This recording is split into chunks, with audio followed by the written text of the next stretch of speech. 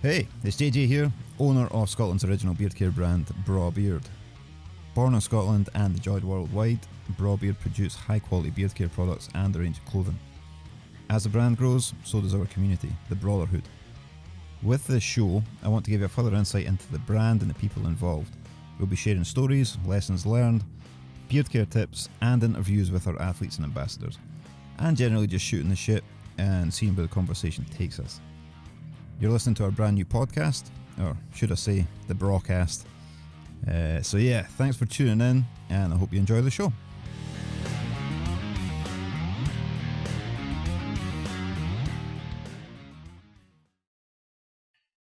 Hello, welcome to episode 6 of the Braw Cast, and I'm here with Billy Kirkwood. Hello, motherfuckers. Billy he's been MC at the Moustache Championships. Only once. Once? Only once? Only once, I know. Only once?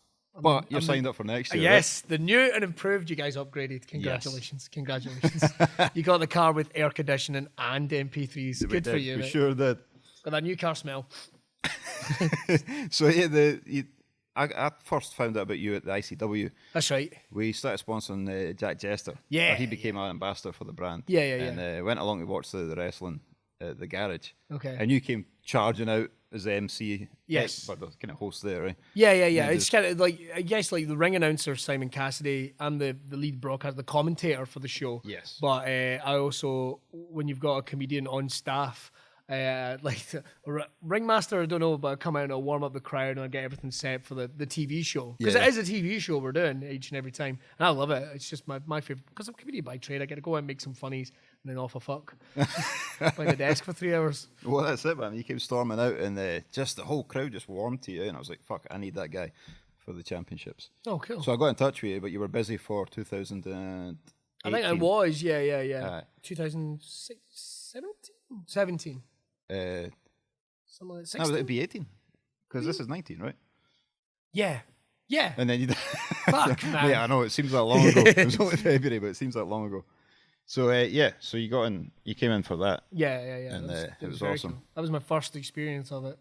Yeah. This year. Well, I mean, I'd seen the videos, and of course, Jester talked about it, and the community all across Scotland. I mean, it's like people knew about the brand as soon as it was. And I think you'd send me, I can't remember, you'd send me something. I got something of yours. Maybe somebody had given it to me as a present.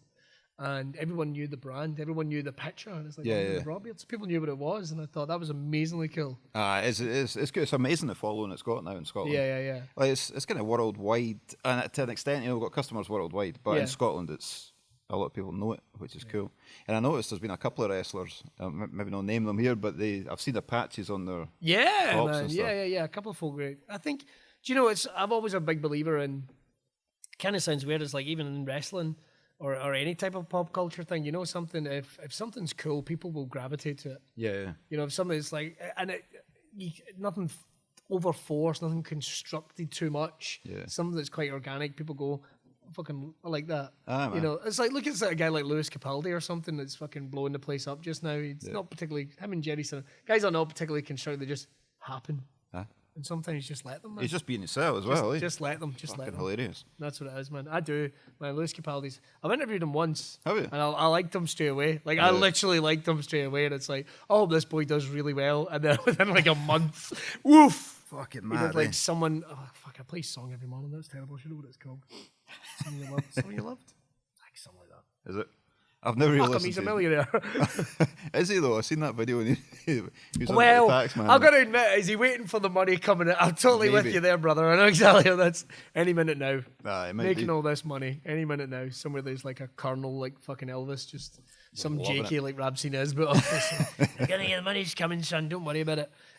But yeah. No, I got to do the championships. MC, the kicked off the show. It was a load of fun, man. I thought it was quite fun because one of the guys I was doing it with. I think people were like looking at all these big bearded guys, and to be honest, that's what I've fucking grown up with. You know, it's not like I do from the wrestling. You know, these wrestling fans, what have you, and these the tattoo sort of side of things and everything. It's what I've grown up with, and it's like this is just gonna be fun. What's the worst case scenario? They all sit there staring at me. It's like, well, fuck them. Fuck them. It's like, I'm here working, mate. And everyone just got really on board because, like I say, everyone I met on the day was just so. I hate using the phrase nice. Yeah. When people are like, well, you're on a bit nice. Anything about this look nice. But you're a good guy. It's good fun, man. Everybody's there for the same reason. Eh? Everyone, yeah. And absolutely everyone there was. And people that I knew way outside were just turning up organically because they wanted to come and see it. And I thought it was great, man. It was a lot of fun. And some of the beards. Yeah, it's insane, I know. There's a couple of folk that smell amazing. Beard oiled up. Can't remember, there was just one guy I remember come past me. He's like, you smell a fucking delight. No doubt it was Braw beard oil. Hopefully. No doubt. But he smelled good. I'll tell you that. Yeah. Well, the first time we ran it was 2017. Where was that? That was in Drygate as well. Oh, was it? Okay. It's always been in Drygate. It was weird, man, because I've gigged in Drygate. Right. So then to see the room set up in a completely different way, it was like, whoa, this is quite mental. But it was good. It was good. That's the thing. I've only ever really been there for the champs. I've been there for a couple of markets and stuff. Yeah. But I thought the beard's good. I don't drink, so fuck off. Yeah, the beer's good. Well, we make a custom beer for the event as well. Yeah. So go along like a couple of months. That's fucking cool. Like, well, it's a custom beer as well. It's not like a relabeled one. I've got a drink you can get. If you go to Box in Glasgow, you can get the Billy Kirkwood. That's right. I've seen that. Actually. Can of Pepsi. It's a can of Pepsi. That's it. The Billy Kirkwood, a can of Pepsi. I should have probably went for something really cool and alcoholic and tried to keep some type of gimmick going. But fuck it, man. Number of people I've had offering to buy me drinks. It's like, what are you drinking after the gig? And people look dead insulted when you go, no, I'm all right. I don't actually drink. Take a fucking pint. Don't be an arsehole. It's weird, Yeah, it's like, I don't drink. It's weird. I don't drink. It's like I've been on nights out and you like when you're not drinking, you're driving or you're going. Like for me, it was going mountain biking the next day or something. I said, nah, just a juice. They call you a pussy. Oh fuck you! What makes you hard about drinking a beer? You don't fucking know me. Exactly. You've not started a fight at a christening, mate. You can get to fuck. I am a hand grenade in most social situations when I want. My wife says it's the worst. It's like, you just see it, it's like, don't. It's like, what? What's the worst that can happen here? I get punched in the fucking face. That's not the worst thing that's happening. I've shat myself on a seesaw, right? I said St. birthday party. Right, and I'll level with you. I'll leave you, John. See, when you shit yourself on a seesaw, you're a grown man at a party. Nobody runs to fucking help you, by the way. Nobody runs to, even though I was doing that crying, you know the crying, it sounds like a straw going in and out of a McDonald's cup. You know, like, nae cunt came to help me. Nae cunt came to help me. What age were you there?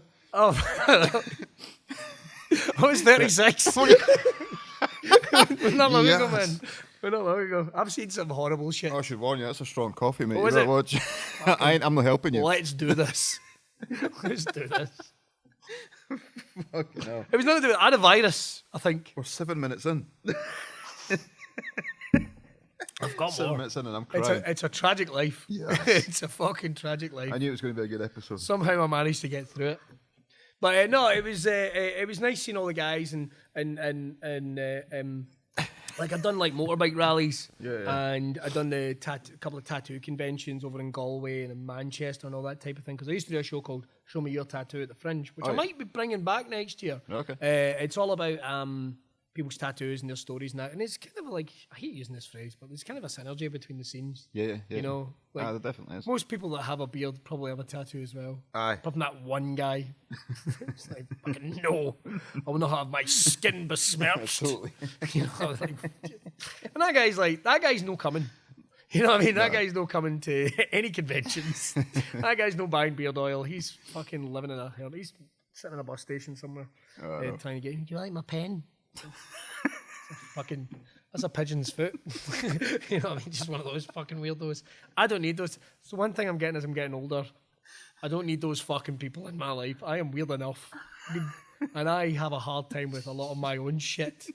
Like I get over my shit. Sometimes I can't stand my fucking bullshit. It's like, fuck you. Even material that I know, like stand-up wise, that I think is great. Even times I find myself going, oh, fucking let's wreck the place. Just fucking, write a joke, you dick. Fucking hell. So yeah, it's good. They came out. I'm really looking forward to doing it again next year. Aye, man. Looking forward to having you there. And you know, everyone was like, it's fucking just. It's just a good vibe. But yeah, people are getting drunk and having a good time, but people are just like, and I knew pals at the stalls and all that type of thing. And I love the people that just come for a look. I know. I do have questions about a couple of them. Because it's like, what do you mean you're just here having a look? What does that even mean? It's a kind of niche thing. Like, I'm sure there's a website. There's going to be, there's BrawBeard After Dark, which is... After hours. Just guys naked from the waist down. There isn't, by the way, there's not. No, there is not yet. Listen, if it brings the money, sponsorship, send the email to... and it's nice. I like, people don't take things too seriously, and the people that do take things too seriously have someone standing next to them going, fuck's sake, Alec. Settle down. Yeah. And you're right. I like the folk who they get dressed up in that, and they just. I love the pomp and circumstance, man. It's like cosplay for grown-ups. Pretty much, man. Pretty much. I feel bad about saying that because I quite like cosplay. I wouldn't do it myself, but I feel like I've shat on cosplay there. Sorry. I actually quite like cosplay. I do go like, I'm never going to do that. But those guys take it a bit too seriously. Some of them do, man. I was at Comic Con in Edinburgh. Fucking brilliant. Really man. Sign up for the next. I'm going to the next one. It's so much fun. It is. It's kind of the same thing. It's got the same vibe as like the BrawBeard. It's like it's the same idea, man. It's fun. Yeah. But we're going to have a good time, and people take it serious enough that you go, this is going to be good. Yeah. This is going to be good. But some of the times, like some of the effort and the time and the hours that go into making the costumes. Yeah. Like, fucking hell, man. You've got a job. With the armoured Batman and the fucking new Batman films were shite. There's no two ways about it. I'm none against Ben Affleck. Yeah. I wanted to. You ever watch something when I just want this to be good? Totally. I want you to be good, and you're like, my God, it's just all right. That's Sarah, And it was like the armored Batman suit that he wore in Batman versus Superman. Fucking hell! And this guy constructed this whole thing, and it's like, man, you look amazing. Yeah. Like you should be a special effects guru, and that's what some of them do. Some of the effort that goes into it, man, it's phenomenal. And I did one for. Do you know who Mark Miller is? Mark who? Mark Miller. Are you off? All right. Mark Miller. He wrote. He's a friend of mine.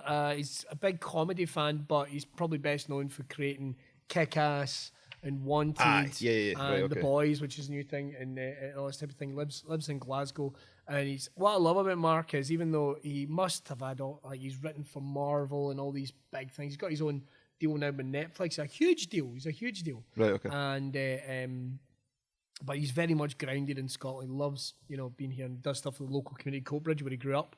And he did a Comic Con, the Coatbridge Comic Con. Oh, aye. I thought it was a cool. Like nobody needed to pay. Yeah. Nobody paid.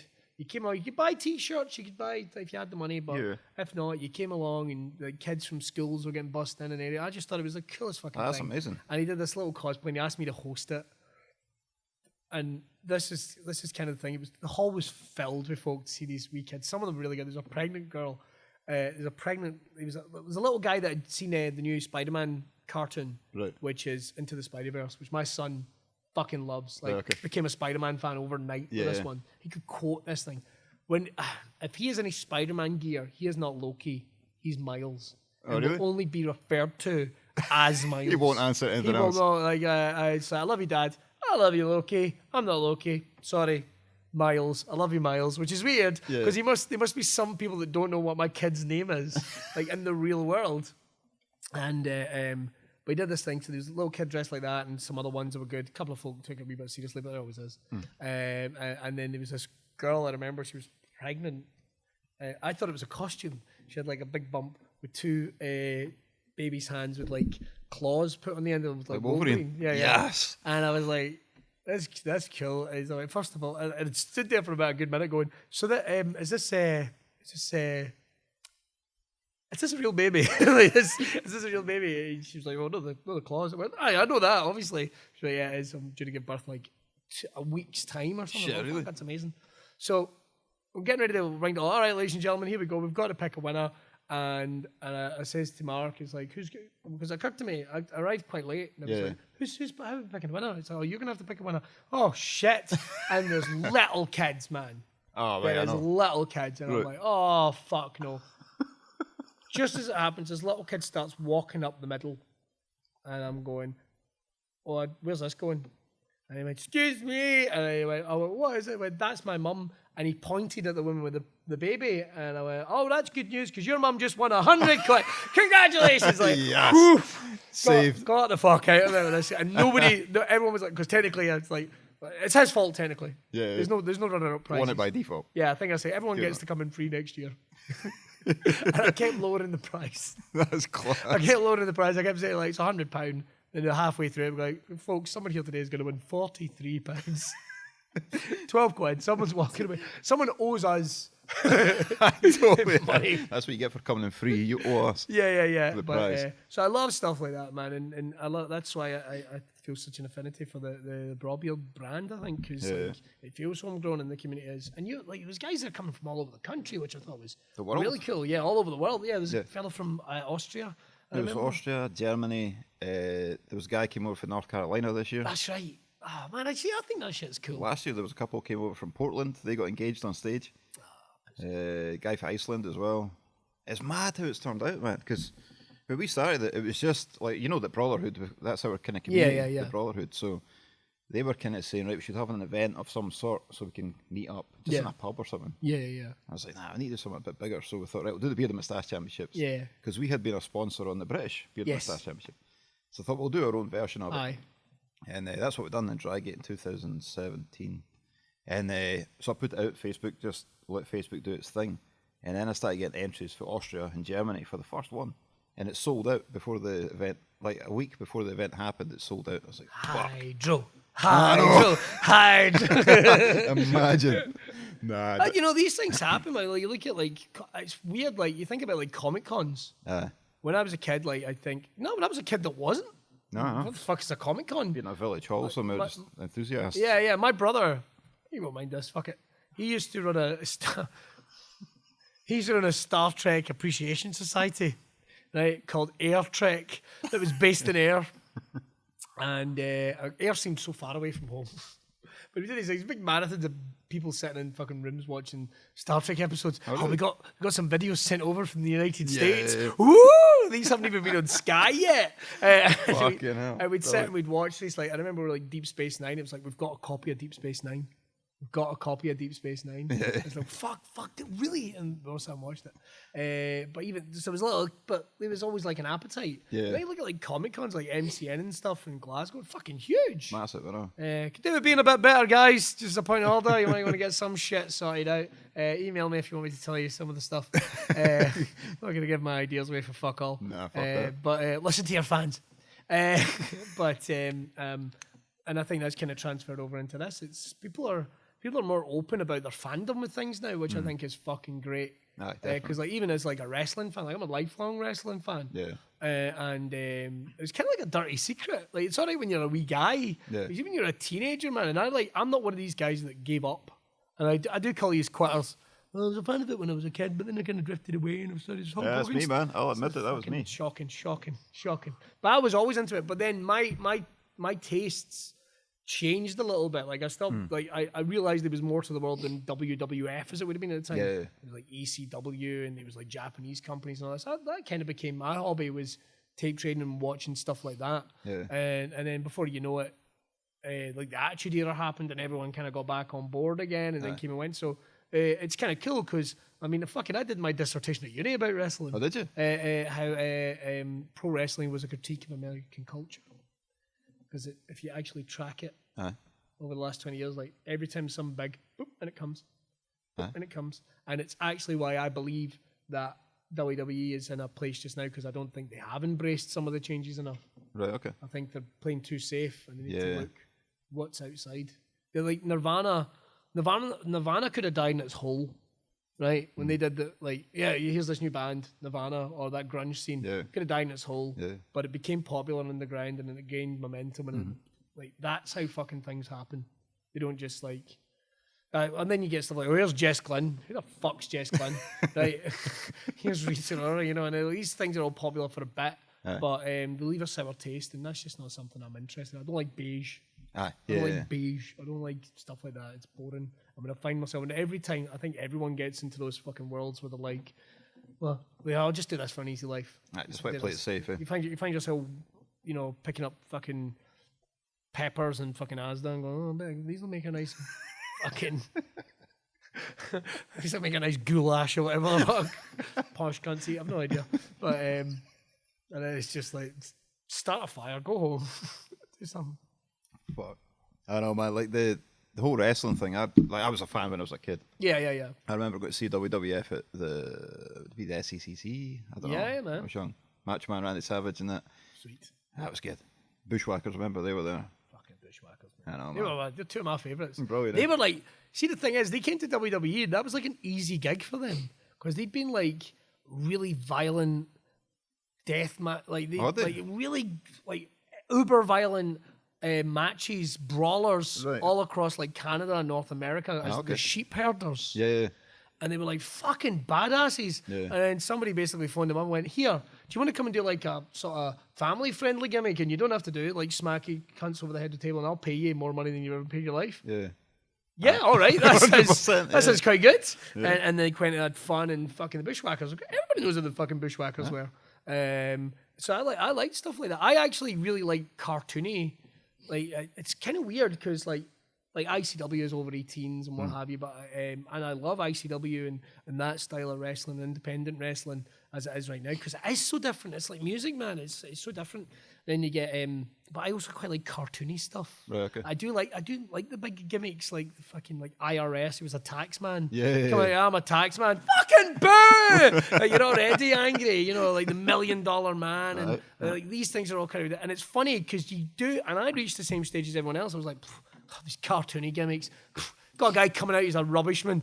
Fucking a garbage man, whatever you call him, a rubbish man. Like a big collector, whatever it is, fucking that's ridiculous. Yeah. But I look back in those and I go, I love that shit. Like there's a company in America called Chikara, and they have quite over top characters, and I think there's a real place for that in wrestling. If the work is good, of course. If the wrestling is solid, and if they're still telling a story, there's certainly a place for those guys. I do like my boots and tights guys, very much so. But I do like that. I've always said like I would love. I want to do long term. I want to do a show maybe like once a year, and I had the idea about making it like it's a little self-contained universe, like a missing wrestling tape from like 1992. Yeah, I was gonna have like a tag team in it called like Live and Kicking. Stuff like that. Davey Live and Johnny Kicking. 100%. And it'll have the old Going Live number across the back of the tights. Stuff like that. Like the travel agent, here's a one-way ticket to Pain. You know, just like obsessed with it, man. You got it. Making it so silly. And it wouldn't be for belts, we would channel. It's something I'm having a hard time letting go. It's like I keep going, maybe I'll not do it, and then I go, nah, if it's there, man. Maybe. If it keep coming back to you, you got to do it. Yeah. I do. My wife's messed up again, pregnant. Do it next year. The year after. I don't fucking know. Do it at some point. The thing is, man, the more you think about it, the more ideas that'll come to you. Oh, God, yeah, man. And the worst thing is there's actually a harem of us. There's only 2 or 3 other people I've really properly discussed it with. Right. And they went, mate, I'm bored. Let's do this. And it's like, so I've got some backup. Let's fuck. This is worse. You better talk me out of this shit. Exactly. The balls are, the wheels are rolling now. Yeah. And one of them's a barber, one of them's a musician. And it's like, fuck, so if I can get somebody a wrestling ring, I've probably got a whole backstage production done. Okay. So, yeah, it's going to happen. Cool. Anyway, sorry, I keep talking. That me vibrating. Oh, it's professional. So yeah, I was involved. I was a fan of wrestling when I was younger, and then I done karate and boxing when I was in my early teens. So I drifted towards the UFC. Oh, when that came out. But it was the same thing. UFC. It was a thing that you got the tapes at school. Like somebody got a tape from America. Some of them were shit. You see, early UFC, it was fucking rank. I know. Some of it was horrendous, But that's kind of the tangent I went off in. Yeah. UFC and then Pride. But UFC is like the most successful. Is like probably like the second most successful pro wrestling company in the fucking world. Come on now, like even look at even at how they put bums on seats now, and sell tickets with press commentaries. It's a bit. Conor McGregor is like the most successful pro wrestler in the fucking world. Near enough at one point.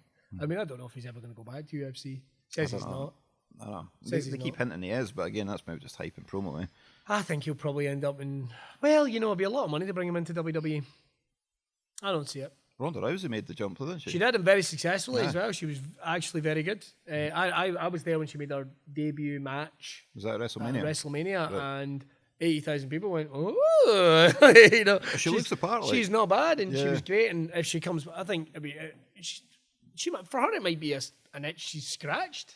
Do you know, like, well, I've done that. I've headlined a WrestleMania. I've had that great year. Yeah. And she actually was. I thought they brought her as like a. I hate using insider terms. Brought her as a good guy, if you like, initially, and folk were really into it. And then as it became apparent, she's just really good at being a bad guy, being a heel. Yeah. And she fucking stirred everyone up, man. I thought it was fucking amazing. I thought she did a great job. I'd love to see her come back. Good. And Conor McGregor, man, he'd be fucking brilliant. I think he would do it. Like. And now there's been like quite a big creative shake-up, fingers crossed, going forward. Man, imagine Conor McGregor walked out in the middle of Monday Night Raw. Yeah. Fucking challenged Brock Lesnar to a wrestling match. The place would erupt there. I know. It'd be amazing. Even John Cena, fucking Seth, anybody's boof. Aye. And I mean, hell, we've even got our own fucking UFC stars here. Aye. We've got Chris Bunyard and Craig. Oh, fuck, I always forget his name.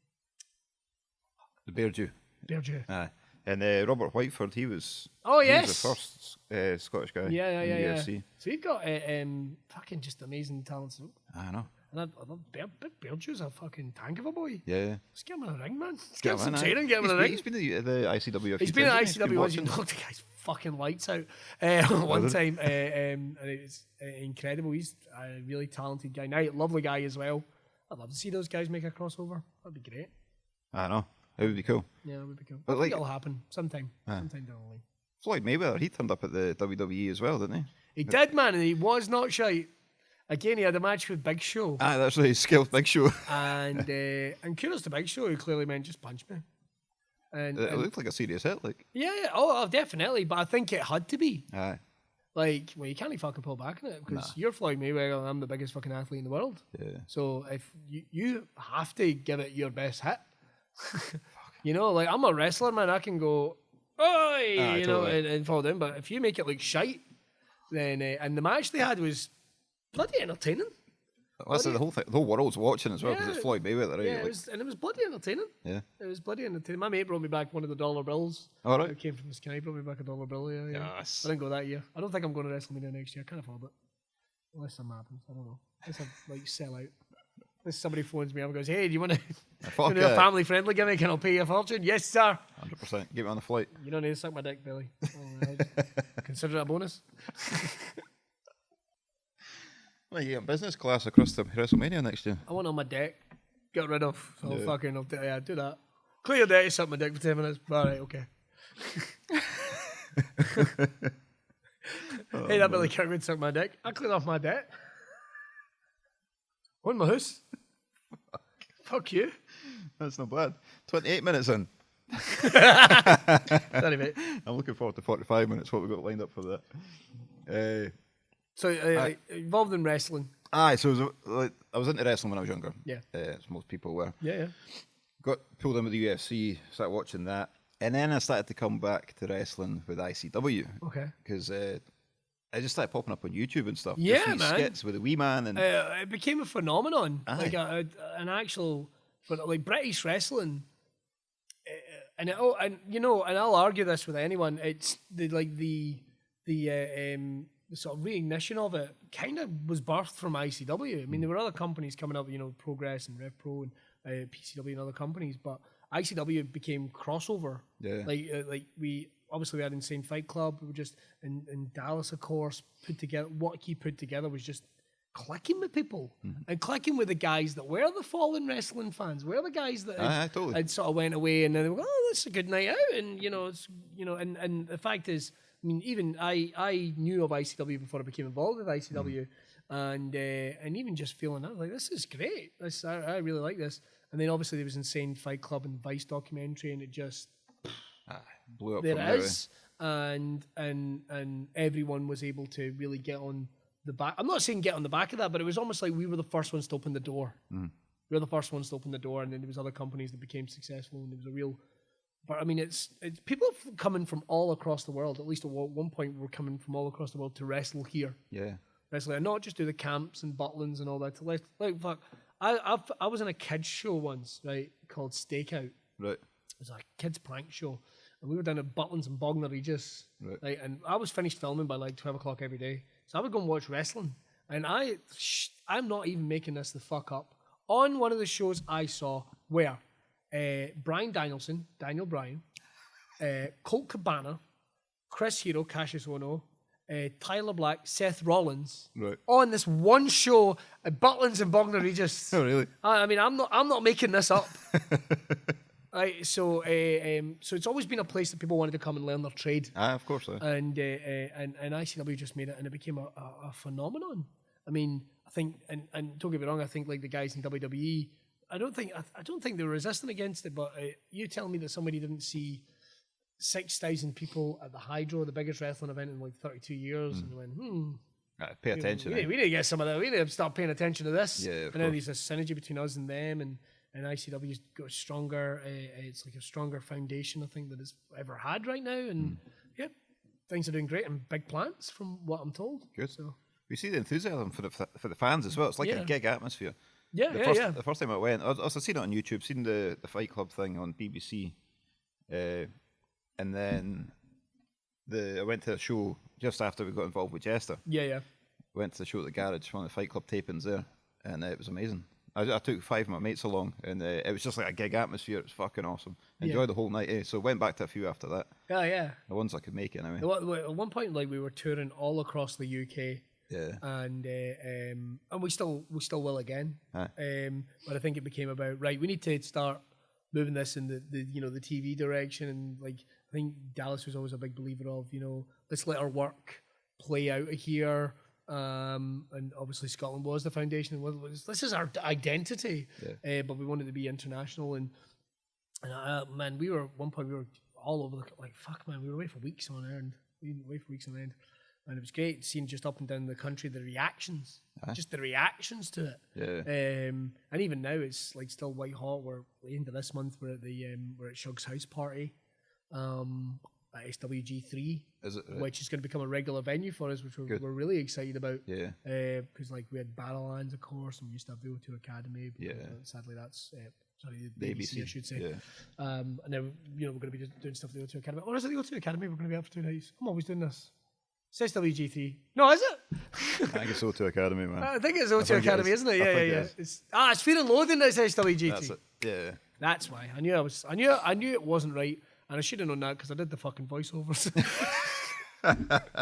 Shit. There's only so many times you can say, oh fuck man, it was like an absolute belter. Get your tickets July 23rd and 24th for the O2 Academy in Glasgow on the get your tickets. Fuck man, I've got so good at doing voiceovers, it's unbelievable over the last couple of years. But again, it's just a testament to the crew and everyone at ICW is so amazingly talented. They're all really incredible, from the production guys like Adam Carell, and then you've got the creative side. You've got Mark Dallas, of course. Yeah. You've got Scott Reed. Then there's referees and other people involved like Thomas Cairns and Simon Castaigne, Jen Louise. And then there's the roster, man. I think it's one of the strongest, best rosters we've ever had, and I can say that's someone that's been there since 2011.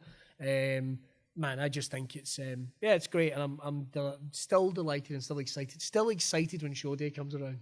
Still excited. I bet, man. I bet. My entire week revolves around it. Yeah, and I just get, because I get it. I love being a commentator. Like I really genuinely love being a commentator and working with new commentary partners that come in and out. I'm currently working with Jamie Kennedy, who I've known since my first day. Right, okay. Funnily enough, even though he left the company and only recently came back. Me and Jamie get on really well, and just being that little conduit for telling the story. And the thing is, you learn, because like there's even stuff that I've heard me do in the past, and people always, I always love the funny lines, and it gets to the point that you have to learn when not to do the funny lines. Right, okay. When not to be that guy, because it's in my nature as a comedian to want to do that. Yeah. But also, I'm helping tell a story. So it's great when people say that, but it's like, yeah, but what about this match? When I called this match, there wasn't any funny. It was just storytelling. Yeah, of course. I'm that other facet between, and I'm learning to do that all the time. If there's anyone out there that says they're a wrestling commentator, they believe when someone emails them and goes, "You're the best wrestling commentator in the world," it's like, I'm not. Yeah. I'm not. But maybe one day it'd be nice to be in the conversation. Yeah, totally. To be in someone's top 10, that would be great. That's all I ever look for, man. Even though I am the best wrestling commentator in the world. I think so. That's not true, man. I've got some fucking favourites. I subscribed to On Demand, and it is to hear your commentary, like, because it's fucking hilarious. Fuck, man. Try not to be all the time. It is in my nature. I do come out. I'm not saying all the time. What was the thing I said the other day that I thought was actually quite poetic, and I wrote it down? It's like, mystery is the foreplay of adventure. I was like, that's actually quite poetic. The one.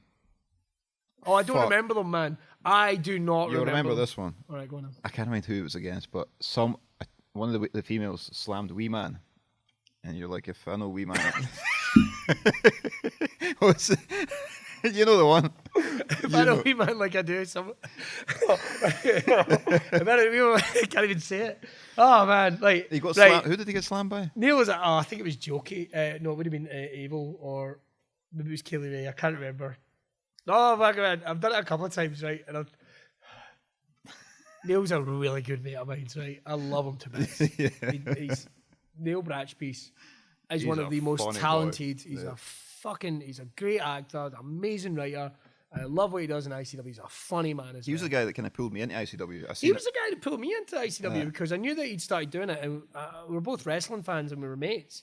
And he was doing a show at Mary Hill. I always forget the name, sadly. There's only so much space in here. Yeah. And I went to see him do so he got beaten up by Noam Dar and Rob Cage. Never having those boys. And I thought, this is great. And then they moved it from, and it was on a Saturday night. I had a Saturday night off from gigging. Right. But I did remember thinking, oh, fuck, man, I want to come and see more of these. Yeah. But sadly, if they're always going to be on a Saturday night, I'm probably not going to be free. I shouldn't be free. Yeah. It was always my thought. And then they started doing tapings on the Sunday, and they got in like guest comedians to do spots, man. And I hate cunts that say they're wrestling fans and they're not. Yeah. Just, oh, it's a gig. I love wrestling. Like, see if you can't do something. See, like in any type of sport, like I'm pretty diverse, but I know these shit I can't do, and if I do it, it's a challenge. Hey, Billy, I need you to be a Shakespearean lord, right? I can give that a go, but I'm gonna have to work fucking hard at doing that, right? When do you need it done for next week? Not happening. Yeah. That's not happening, right? So people need to be aware of that and how they can move towards these goals. But just sometimes in comedy, man, especially, it's like, I can do that, that'd be great, right? I could headline. Like, you've got 5 minutes worth of material. How are you gonna do 40? Fuck up, write a joke, right? That's the advice I got. Like, try and be humble is what to do. Humble and remember, you're punching up, not punching down. Right, that's always my opinion. Yeah, my opinion in life. Punching up, punching down. And it was due to be, and they were having a guest ring announcer for one show. They had a mate of mine called, what's his name? He'd been like a Rock, and he is a wrestling fan actually. In all fairness, he'd been like a Rock, and he got his fucking cunt kicked. Shit. It's part of the show, but he also knew how to. Maybe a couple of other people, I think. And I went. And they were going to get another friend of mine to be a guest ring announcer, whose name I won't mention. I think I have in the past, but I won't mention now. Not that anything's bad's happened, but he just didn't need me to keep mentioning it. And he couldn't do it. Right. And me and Wee Man had literally just started doing a wrestling podcast, which was very short-lived, because it became a radio show, and then we quit the radio show. Right, okay. And I was in the car with him when he got the call that this person couldn't do it, and he turned to me and went, hey, are you free? I went, actually, I am. Yeah. Well, could you come and be guest ring announcer for the night? Yeah, sure. And I figured, well, I'm going to get my cunt kicked in, but fuck it, let's do it. I would love to be involved. That'll be the first time I've ever been in the fucking wrestling ring. Yeah. I know what a ring announcer does. I'm not saying, like, I've done ring announcing. There are some, I think Simon Cassidy's the best in the business, but I know these other ones. So I went, I'll do that on the night, and it was funny because I got met by Dallas, who was very, very kind to me, and, you know, met everyone, and I was made to feel very welcome, despite the fact I was an outsider. But I also knew to go around and say hello to everyone. Yeah. Because, like, I am an outsider. And I met the ring. They did have a ring announcer at the time who was not happy about me coming in to be a guest ring announcer at all. And he was, but I also realised he wasn't being very nice. And I was like, and there is that whole hand grenade thing. It's like, okay. Let's see how this goes. Just turn it on. And then he introduces me, and I get into I remember this show, it's on tape somewhere. I get into the wrestling ring in the most weird way you've ever seen someone get in the wrestling ring. Because as I'm approaching the ring, I go, I don't even know how to get in this. Like, I try and Kevin Nash it over the top rope. They're like Daphne it through. I don't know what to fucking do. But what do you do? Like, I don't know. I ain't Rey Mysterio in this. Let's put it that way. So I got in the ring and I grabbed the mic off him and I went, right, you get to fuck. Right. Like that. And within about literally 5 seconds, the fans all started chanting, get to fuck! Get to this poor guy. And then all of the instruction Dallas had given me is like, go ahead, speak for a couple of minutes. And then turn on the audience. Right, okay. And turn on the audience. Yeah. And then they're going to play a video because I was to be a bad guy-ish, I guess. And I went out and I thought, if I don't know what to do, I'm going to tell some jokes. So I told some jokes. They were quite inside-y wrestling jokes. And they got big laughs. And I always remember that my buddy Sean, that worked on the TV crew at the time at ICW, was kind of like, this guy knows what he's talking about. This isn't just some schlub that's came in. Yeah. And just as I'm about to turn the credit, even picked the person. I was getting it. You were fucking getting it. And I very rarely get to do this with any audiences and all that because it's not what I'm about, but I was fucking, the gun was loaded. and they miscued and the video started. Fuck. So it never happened. Yeah. So it's fine for me. Like, oh, he's a good guy. And then later on in the show, I get kind of chased away. And it was great, and I loved it. And I said, like, I'd love to come back another time. Whatever you need, let me know. So then they brought me back to be the Gold Label's heel ring announcer, bad guy ring announcer. Yeah. And even that was very good. Even then, I came out with a gold hat on going, I'm sold out! And it's just like, I'm making a roaring cunt of this. But, and then at the end of it, I got caned by my buddy Chris Renfrew, who looked after me. Bless him. I mean, he could have welled me, man. Yeah. But he told me everything to do, and looked after me, and everyone made sure he looked after me, which I appreciated. Because I think originally I was going to take like a super kick to the face, but I was more worried about that because it's like, listen, if I made that look bad, I would never forgive myself because I'm not a wrestler. I would never ever forgive myself, and if he kicked me in the jaw, I imagine I'd be quite fucking angry. Well, and your career is kind of built for your mouth, isn't it? Yeah. So yeah. I think I might have even. Your I might have even. Do you know? I actually think Dallas said that. Yeah. I mean, he makes his money. That's your money maker, right? Yeah, talking. Yeah. So how's about we him in the back instead? The opposite end to his mouth. I don't make my money by lying in my back. It's not what I've had the way to go. Right. And I remember that I was so tired because we were during the Edinburgh Festival and I'd done like 5 gigs that day and I had no idea what it was. And that went well. And then on that basis, ICW had got a TV deal with a channel here in the UK, and it was like the first step. Mm-hmm. Was never going to be the end game, but it was like the first step.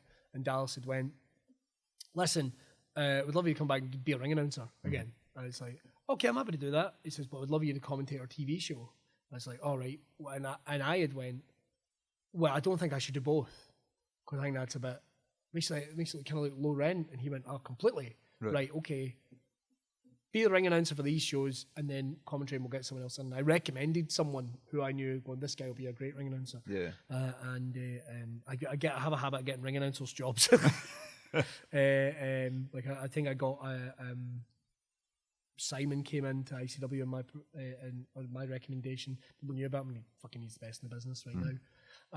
And that's kind of how it happened. And I still remember doing my first match, which was Johnny Moss, who now works for WWE, the Performance Center, and Bad Bones, who's like a big wrestler in Germany, huge. Right. And I still remember getting ready to do it, much like we are now. And I turned to my co-commentator and went, I've never commentated before. And just kind of did what I thought was my interpretation of what a commentator would do, because I'm a lifelong wrestling fan. Yeah. And that's kind of it, man. And it just worked. And that's kind of it. And here we are still learning all these years later. Yeah. There's nothing worse than doing a show and go, oh, fuck that. And then you do another show and you go, man, I nailed that. That was good. So it's fucking, man, it's 3 hours screaming into a mic. It's 3 hours. It's long, but I do love it. You're seriously passionate about it as well. Fuck yes. Fuck yeah. If they went, we're doing that 3 times a week, we can pay you a wage. Now, it would be one of my principal things. Yeah. That would be it. Like, I'd be able to go, don't do that, don't do this, don't do that. I do comedy, wrestling. That'd be it. That would be the dream. That would be the fucking dream, man. Yeah. And I would love for, and the fact that the fans are, again, just so enthusiastic about it and they've been very kind to me. Very kind. I've got no complaints. Yeah. It's weird when occasionally you have someone picking you up on something. Like, I think you find you mispronounced it. I bet it happens. Could you stop saying? But then these other things like, oh, well, you get annoyed about it for like 2 seconds. Could you stop saying that? That's beautiful. what a beautiful move. Can you stop saying stuff like that? And you go, fuck you, man. What do you know? Then about 20 minutes later, you're like, that's a good point. I should. So don't think I don't appreciate it. Yeah. But, don't be a cunt. Don't be a cunt. So. We're all right with swearing on this. Aye, totally. 100%. Aye, so the story of Wee Man being hard. What was the... Oh, right, fuck us. Sorry. I know it's an in-joke. It's an in-joke. Like, just joking like you like Beth Phoenix and like tough women. And I like I present him as a pervert. And just the idea was him getting mildly choked. He's hard as nails.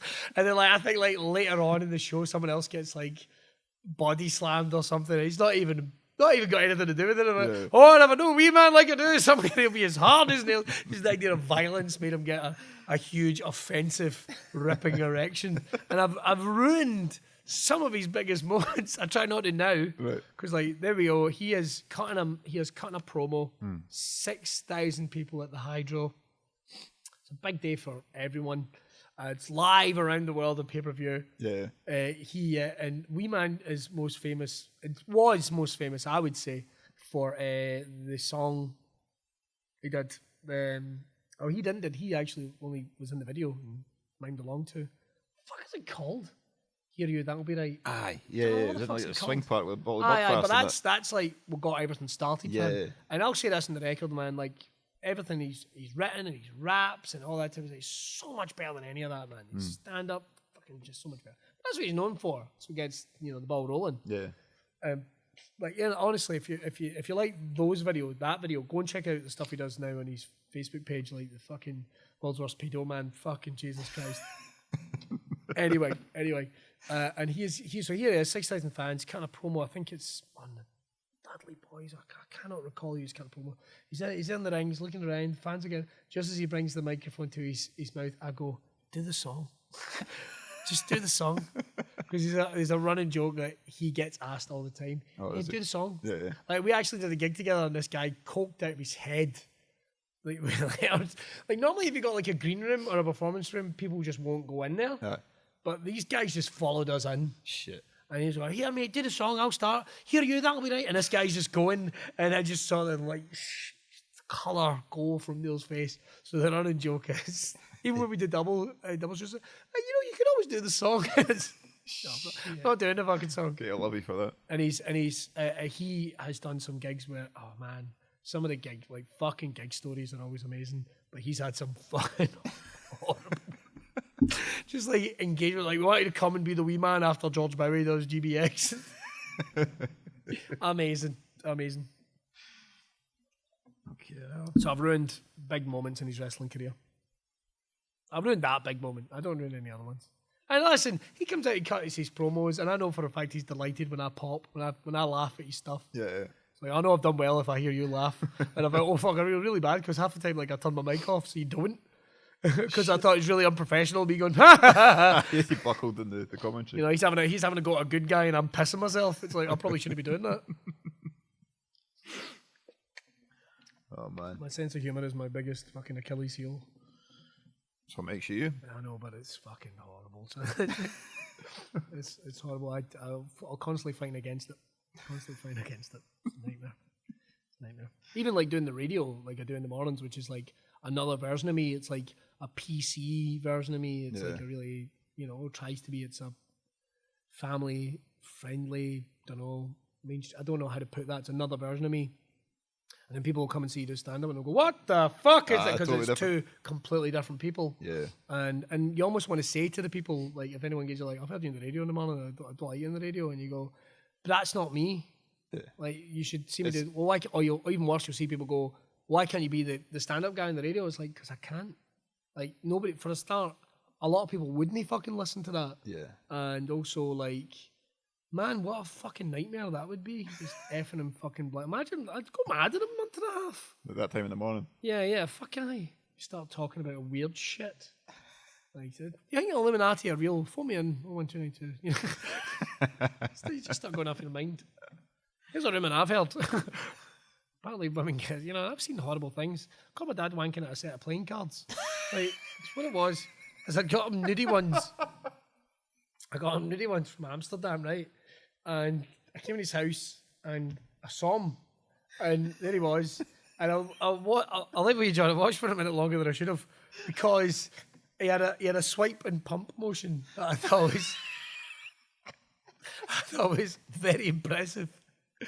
And then all I could think of to go was, it's not snap. I could have killed him. Jesus Christ! But you cannot take someone serious with their dicks flopping. Erect alarm. Trying to process everything that's happened at once. Someone in my house is my son. Oh no, he's caught me wanking us a playing card. Everything about it is bad. Everything about it is bad. These are just things that you go, fuck man, life's alright. Life's alright. That's amazing. Sorry, mate. So you never use those playing cards ever then? Fucking man. I don't even know what I was thinking. They were kind of bought as a joke gift. I didn't get you anything from Amsterdam. Oh, apart from the set of nudie playing cards. That would be hilarious. But my dad, typical no-sell. Oh, cheers.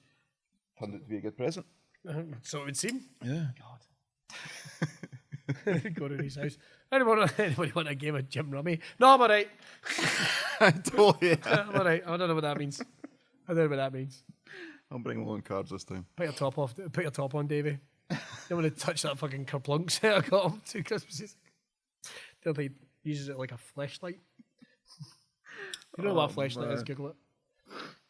So, fucking hell. We talked about Wee Man. Okay, that's kind of it, man. Wow, right, that's okay. kind of it. Chuck that. It was. You got this as well. What's this? This is questions for the wow. Brawtherhood. So that's just a few. So you remember at the BrawBMC, who had the Shug? You remember Shug? I do remember Shug. Alright, well, his question, Shug Trainer says, how epic did it feel doing the Shuggy entrance? It's okay. I gotta put it was awesome. Do you know the cool thing is, everyone was so, everyone had said, and that's what I thought was so cool. Everyone went, such a cool thing. We all like doing it. Yeah. Because it's a thing, part of the show, and getting allowed to do it. It was like, man, that's great. I was fucking delighted. I was absolutely, because it kind of also made me feel like, oh, if that's all right then. What? I mean, I could have done it, and everyone would have went, fuck are you doing? You're no part, but it was nice, man. It actually felt really cool, and it was lovely to meet him. It was just good to see, and people had told me a little bit about him and what have you, and how much he meant to folk, and I just thought it was awesome. See, a lovely guy as well. Yeah, it is. And it was very, very cool. Good. Tommy Crumlish asks, what is your day job? You've kind of covered it a wee bit, but... Oh, fuck, man. I don't have a day job, really. I'm a self-employed comedian, so I do lots of other things. I'll branch off comedy. I present a radio show. I work and present for ICW. I run my own production company. Being a full-time comedian. Yeah. Fingers crossed. Just starting to think about the diary for next year. You know what I mean? I could get some more gigs in there. This is about the time when I start going, well, I might start making some calls. And that really, that's. I mean, that is my day job. I don't really work a lot, so that's it really. But that's the thing. Like before we get into the next question, like if anybody knows you from the Braw Beard and Moustache Championships, you had a big beard at the time. I did. I did. You've got that many jobs out with certain things, so your appearance needs to change. Exactly. I had to shave it off, and it's. But I knew that. It was. I'd had it for a year. I did Panto at Christmas, and it was the first time that I'd ever been allowed to have a beard at Panto because I was playing a man for the first time ever. Okay. So I had my beard that I was able to keep, and it was great. And it just so happened, but I knew I had promo shots and stuff coming up for Panto this year when I'm going to play women, acting in my mate's film, and there was other bits. But I knew stuff was coming up, but I was going to have to lose it. And the thing is, man, it was a big part of my it was like when you're actually faced with it, it's like I don't want to shave it off.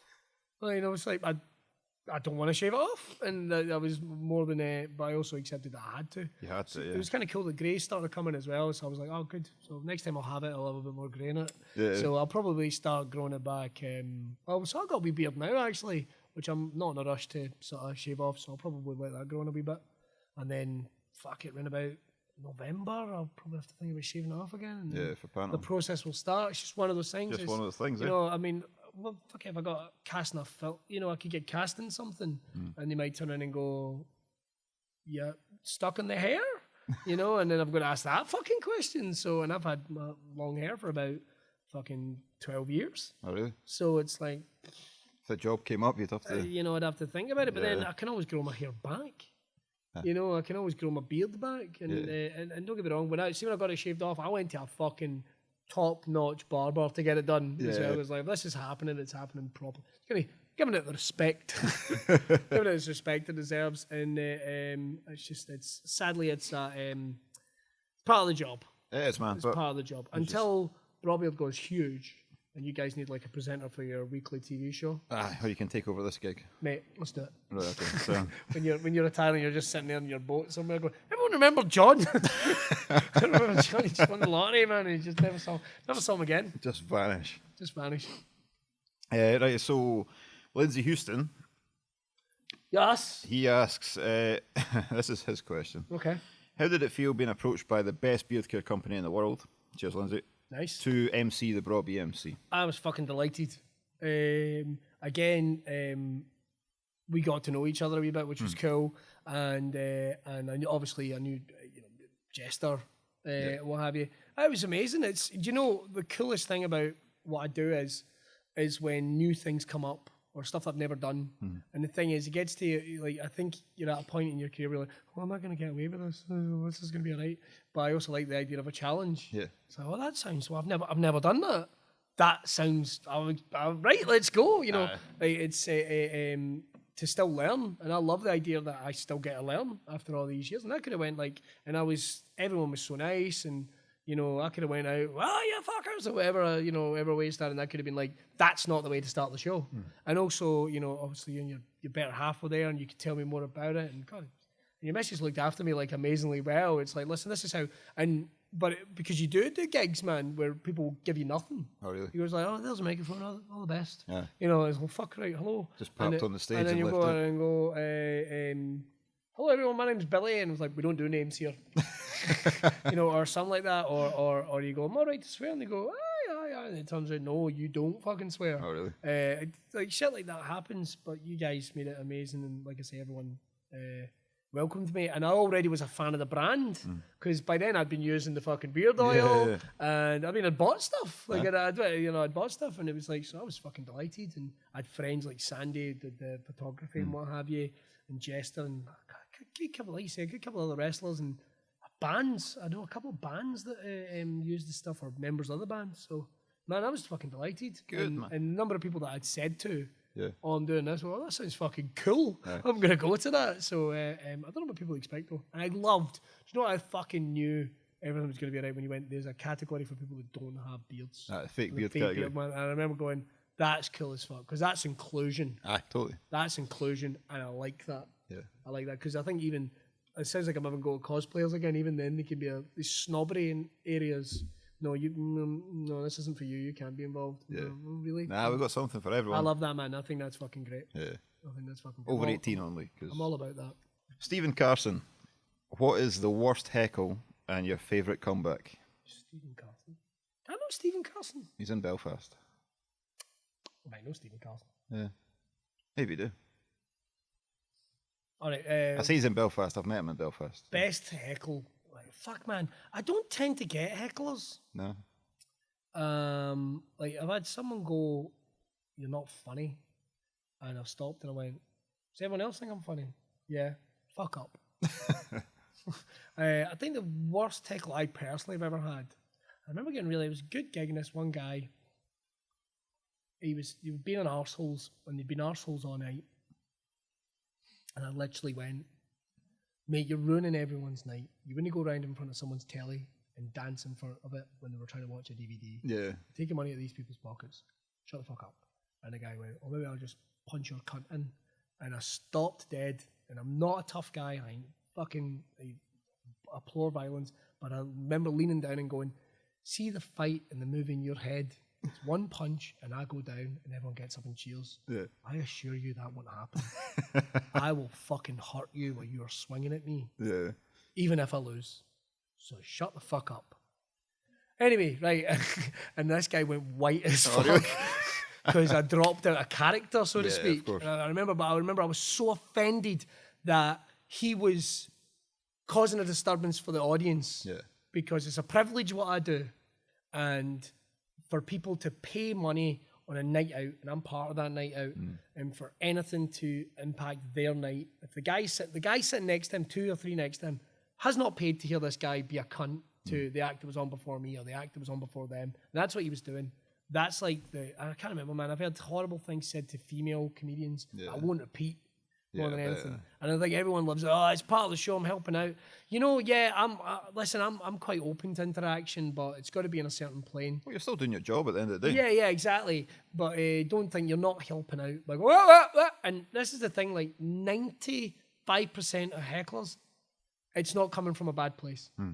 It is not coming from a bad place. So you need to learn to deal with that. Yeah. Like if a guy goes, says something fucking horrid that nobody finds funny, you have to address it. Yeah. But if a guy says something funny, it's like, that's amazing. Oh, that's a good laugh. Right, away we go. Yeah. Because the chances are you'll have someone next to him going, right, shut the fuck up. But if you get someone who's just been a cunt all night, and you do get them, I don't get the mindset. Why you would have anybody like this, music or fucking anything, why you would ever turn up and just give someone a fucking hard time. Yeah. Or like, and you hear about it like bands and shit. Like, what was it? Like I've heard some belters at wrestling shows, man, that'd be fucking like Finn Balor's came out and he's been getting beaten up and they go, yeah, try and get some help from your LGBT fans now. And it's just like, what the fuck?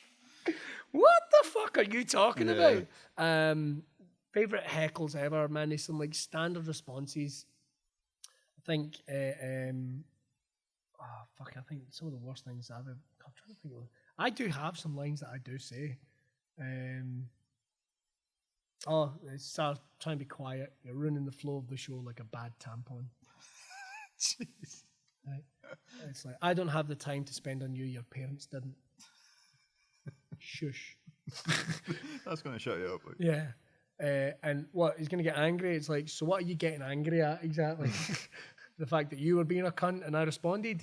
It's like, I'm not there to take your shit. No one's there to take your shit. Like, people that, like, you see the adverts of people that work in public transport, and the fucking people are cunts to each other, even on like social media. And it's like, where do you think you get off doing that? I don't know. So like, I'm sorry, that's probably not the heckler story you wanted, but I don't like hecklers. I don't like hecklers heckling other people. I don't like people heckling me. They don't tend to. And I've also kind of developed a bit of a thick skin. Of like, if someone goes, you're not funny. It was funny last night. It'll be funny tomorrow. Yeah. If you don't find me funny, tell you what, tune out for 15 minutes. Exactly. Other people, some other cunt will be on in a minute. The rest of the room are there to see you. Anyway, yeah. So it doesn't really matter, man. It's nobody's ever said. I don't think anyone's ever said anything that's. If they have, do you know the thing is, like, I love talking with audiences and interacting and having a bit of fun. So the good ones that I've enjoyed are lost to the ether because I have this weird rule where I learn from every gig that I do, but I always only feel good or bad about a gig until 11 o'clock the next morning. Right, okay. And then it's gone, it's on to the next one. Yeah. Because, like, if you feel, oh, God, that gig was shite, I died in my arse. It's 11 o'clock. Oh, well, never mind. And if you go, I was fucking on fire last night. I'm the best comedian in the world. All right, okay, I better be the best comedian in the world tomorrow, cunt. Well, if something bad happens that night and you end up dragging it into the next night if you don't do that. Keeps you humble. Yeah. Keeps you humble because, like, something, like, I remember doing a gig at the bottom of the Falls Road in Belfast. Supporting Frankie Boyle to 3,000 fans. Right. One of the best gigs I've ever had in my life. And apparently comedians had kept dying in that fucking slot. But I'd been asked to do it. I was delighted. I had a great time. It was really, really fun. And Frankie was amazing. They were all there to see Frankie. So I'm like, it's like waiting for steak pie and someone brings you like fucking nachos. And like you kind of go, well, I want my steak. Some people go, oh, I want my steak pie. But other people go, fuck it, free food. Yeah. And they were into it. And it was great. It was great. But then the next day, there I am doing a gig to 13 people at the Edinburgh Festival, and it's like brings you straight back down, mate. Totally different. Because I think like people think you're in comedy or doing radio. People think I'm fucking minted. I'll show you my bank balance, man. It is hard to make a bread in this fucking business. It's a tough game, isn't it? So, and then you got to spend most of it, or you give it to the government. I'm not one of them. I'm not a snitch. I pay my fucking taxes. I do my books. I do my books. I'll get a man to do my books. Right. So if I did that, I'd make a fucking ass of them. It's the safest way. Push a bin bag of receipts over. Yeah. Good luck. Talk to you in a month. Enjoy. Right, Craig Lynn. This is the last question, man. I know the name Craig Lynn. Craig Lynn. He seems to know. Big tall guy? I don't know. He seems to know you. So he says, "Are you coming back for BrawBMC 20?" Which you are. Yes. And can he please bring Conto the Wonder Horse? Conto the Wonder Horse. Conto the Wonder Horse is. I'll tell you what the story is of Conto the Wonder Horse. Just quick, right? I don't. Well, you take your time, man. The C-bomb is not one that I tend to say much now in the wrestling because you can't really.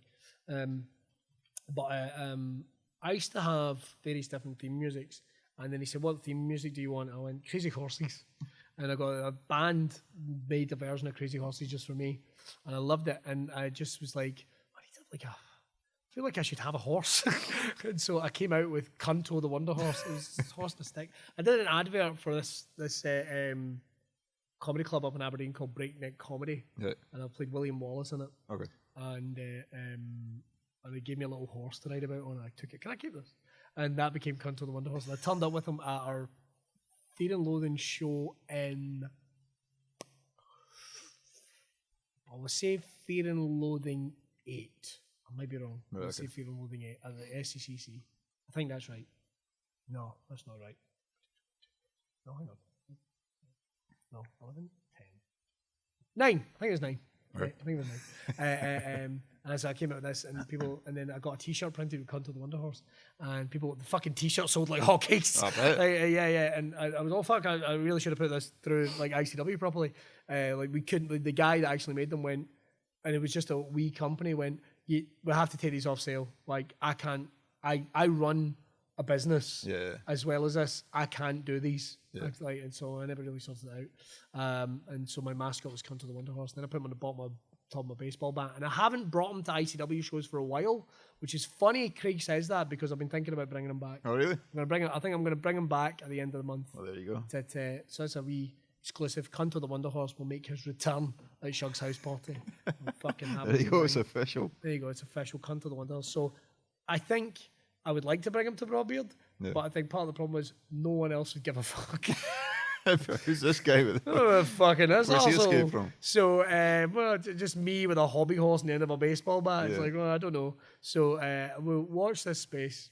I don't see the point. I don't see the point. But fuck it. Maybe I'll get me his own booth. Sitting there with a stick. Give him the fake beard category. Everywhere. I've never thought that. Actually, that would be a good idea. You get a beard put on him, just have him there. But then people will be like, why's that guy got a bearded horse? Which sounds like a euphemism. It does. Saw this lassie's bearded horse last night. Oh, God. Did you feed it anything? Fuck it. Wait, I'll say, I lie for money. So I'll say yes. It's just still fucking 7 months away, man. I'll say yes. Yeah, exactly. Fuck, I'm gonna have had a kid by then. So fucking Jesus Christ. Christmas will be done. Nothing in that. Oh, you were asking me what my favorite. Well, that was my next question. Right, what is your favourite Braw product? Well, I love the t-shirts. Yeah. I love the t-shirts. This is actually a beard related t-shirt. This is a Beardism Kills, which is you know that? Yeah. So it's one of his shirts. That'd be nice to wear it tonight. I might have the last batch of these. Oh, really? Ian, the Mandarin, he didn't have a lot, and I was like, I'll take anything soon. He's very much like, that'd be great if someone wore the gig. So thought I'd wear this today. So I love the t-shirts. I bought a flak. I bought what do you call them? Snapbacks. Snapbacks. Yeah. Bought a snapback. Put it on. And I went, this was a mistake. So I gave it to my friend. I just can't do them, man. Yeah. And I put them on a bit. Well, what do you think? You look all right. I feel like I can. I don't know. It's just something about. I used to wear baseball caps all the fucking time. Oh really? Yeah, man. And then somewhere along the lines, I just stopped. Someone just clicked. I wear like my beanie hat and stuff like that. Yeah. And I love the beard oils, man. I think they're great. Yeah, actually, it was that recovery stuff I got. The bath salts. Yeah, man. That was fucking amazing. So that was great. So it's kind of hard, but the one that I absolutely fucking popped for, and people ask me about it all the time, is my glasses. Good. Fucking love them, man. I'm gonna get an up pair of these. I'm gonna get the black ones, so Jessica can go suck it. But these are my favorite. And these are what are these made from then? skateboard, repurposed skateboard. See, my brother has his own YouTube thing, which is like DIY and all that. It's called Maple Tree Studios. Go and check him out. There you go. Let you know I'm saying. He's only got like 70 subscribers on YouTube just now, but stuff he does is really good. So if you're into that type of thing, check it out. And he was like, "Man, they're fucking incredible. I'm gonna start doing those." It's like, whoa, that's well, mate that does this. But I thought, fucking skateboard, that's cool. And I came back from, I was gigging in Newcastle or something, and you said, "Oh, I've sent you something." Aye. And I just like, and funnily enough, I'd been looking for a new set of sunglasses. I was like, "Oh, these are fucking perfect. Good timing. They're absolutely fucking perfect." I've always wanted a wooden. I'd seen like wooden glasses, or versions of them, but the fact they were made from skin, there's just so many different things. I love these, man. I think these are fucking. Well, that's the thing. Like people were asking. They asked for, like, the Brawtherhood asked for different stuff all the time, like new products and that. Yeah. And one of the things that kept coming up was sunglasses. And I was like, I don't want to do. I could just get shitty plastic ones. I don't want to do that. Yeah. And you get wooden ones, didn't I? Just want to do wooden. I thought skateboard deck or very cool. Carbon fiber or something, but skateboard deck were cool. Yeah, that's very cool. And I imagine, because I remember getting stopped by a random guy. Went, I'm thinking about getting a pair. Like, they didn't even say hello. Yeah. He just, I'm thinking about getting a pair of them from the BrawBMC site. I said, well, what do you think of them? Well, I think they're good. And away he went. Never even fucking introduced. It was at a buffet. I want to say the China King buffet at fucking Brawhead. Just randomly stopped. He seemed like a nice guy. For all I know, he came to the championships. Maybe. I knew who it was, but he did ask, and I did still have my beard at the time, so he must have went, that's a guy, I'll approach him. And no, I think they're great. So they're probably my favourite because I use them from day to day. Yeah. What terrified of the kids getting their hands on. Terrified of losing them. Yeah. Because I lose sunglasses at quite a rate. I think everybody does, but I seem to. I mean, I wear sunglasses in the fucking winter because, like, I get bad hay fever and I drive so much and just takes the fucking sting off. It does. It takes the glare off, man. I think I got, like, I don't think I got bit by a vampire, but I think I might have got licked by a vampire. So I'm not, like, averse to sunlight. I just don't like it. Yeah. Oh, Jesus. I'm not going to set on fire. I'm just like, oh. And I quite like garlic. So it's just like, yeah. That's what happens when you get licked by a vampire. Watch it. If you are licked by, it's a big old fucking goth. So I don't know. There's a pub called The Goth. The Goth and Preston Pants. I got a picture taken of it. Is it? Just a picture next to me, The Goth. Can't fucking wait, man. Send it to my mate. She's like, it's a good pub, actually. Is it? No, they have bands playing in there sometimes. See, I'm gutted, man, because like going to pubs, I only go to pubs if I'm gigging. Oh, that's it. Otherwise, it's just a grown man sitting there drinking Diet Coke, which I can't fucking drink anymore. Fucking bullshit. Drink sparkling water in the corner. Bit of lime. Fucking wet. Diluted juice. How exciting. No added sugar. Good. So what's this? A bit of fitness kick. Oh, the fitness kick. The fitness kick is just like, loads of different reasons. Like, I've been on the radio now 2.5 years, and coming off, like, having 2 kids as well, and it's the dad bod thing, isn't it? Sort of my training got skew with. Yeah. And then you're up at 4 o'clock in the morning, man. I get like 4 hours sleep a night. Yeah. And people do say, I don't know how you manage it. It's like, I really wish you'd stop saying that. And like, if you actually read up on it, like, less sleep is like the worst thing you can do for your body. It's like the worst thing. So, and with some recent events, I'm very aware that life is precious. My life is as precious, and I think it's about time putting some effort back into it. And that's it, man. It's just like, I used to be really heavy. Like, at one point I was like 19 stone. Really? Yeah, and I got all the way down to like 10.5, which was actually not healthy. For me, I think I'm maybe like 12 and a half, so I think that feels about right. Right, okay. And I went to Weight Watchers, and who'd have thought, how did you lose the weight? Well, I started looking after what I was eating and going to the gym. What a fucking thought. And over the last 2 or 3 years with the radio, because my schedule is so skew with, like, if you're not on the radio, then I'm gigging or trying to get stuff done or trying to get some sleep or trying to look after a kid or blah, blah, blah, blah. Everything's other. So it's just about, and the big thing is like your eating really suffers because we all eat like shit when we got into life. Like, you just go, just get a pizza. Just convenient. You want a treat. Fuck it. Do you know what? I fancy a pizza. Of course you do, because you're like, all you eat is shit. Yeah. So your body just wants shit. So, and that's it. It's just nothing more than, I'd like another fucking 20 years. So let's go for it. Yeah. And the only person that's going to make that difference is me. I can go to all the trainers in the world, but if I'm not eating properly, then it all starts with you. It all starts here. And I know that. And I think over the last couple of weeks, maybe it's Adrian's passing, I don't know. Maybe it's a case of like, I look at my kids and I look at my wife and I go, I should make an effort. And the only person that can do that is me. Oh, totally. Yeah. No one's responsible for what I feel. So that's it, really. I've been downer to end it on, but I think it's like people need to appreciate that, because like when you are busy, like people's mental health suffers and all this type of thing, and you just need to be. It's almost like you need to be aware of it. You're not aware of it until something makes you aware of it. You think you're all right. Yeah. I'm all right. I'm grouchy sometimes. I'm all right. But then are you completely fucked?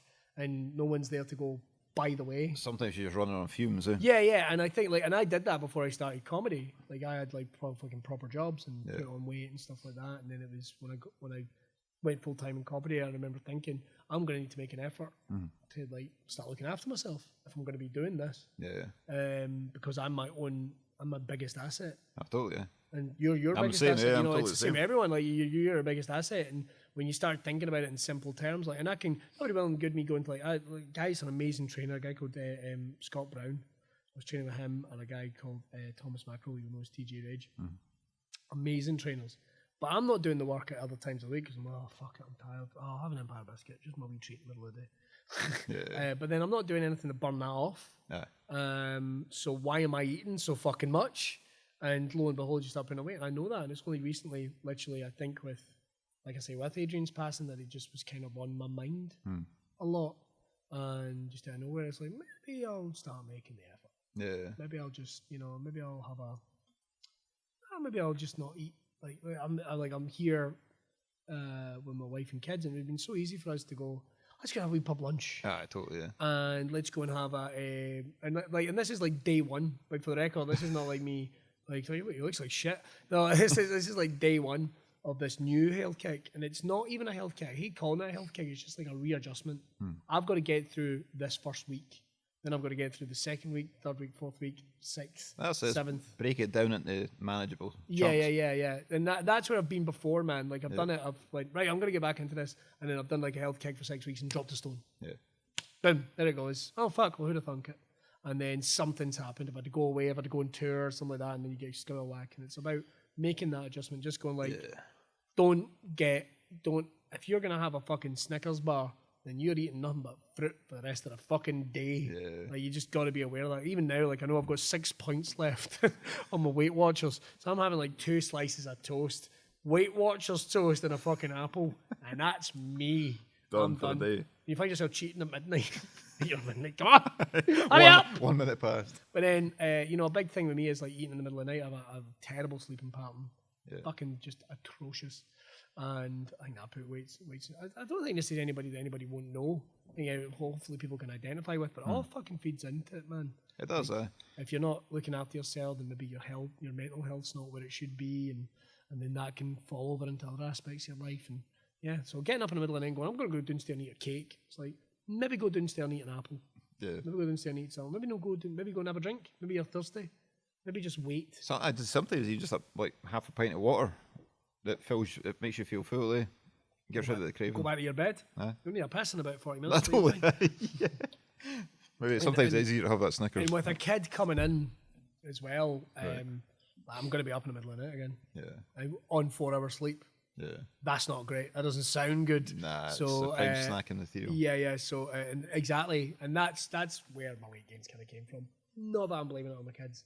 Because when my first kid was born, twice we've had kids come in and then I've dropped a stone on the way. Like, I've got a pattern. Yeah. But then I don't have a pattern now because then I went, you know something? What about getting up at 4 o'clock in the morning? So fuck that. So the radio is part of the reason. And the only person that can do anything about that is me. And that's it, really. That's it. So if I'm having, I can't save all my points and have them in one meal. No, not at all. I've got to do something, and I'm big into my yoga. I always have been, and I'm making that a big concerted thing going forward. Good. And I'll have other stuff coming in. So, like, I know it sounds like EDP yoga. Check it out. I think it's fucking amazing. Yeah. And I'm back into that. I'm training with somebody that does it for a living, and even he, like, I thought, I'm doing all right, and then you will do something and go, how long have you been doing that? I go, I don't know, about 3 years. Okay, well, we're going to get you to do this.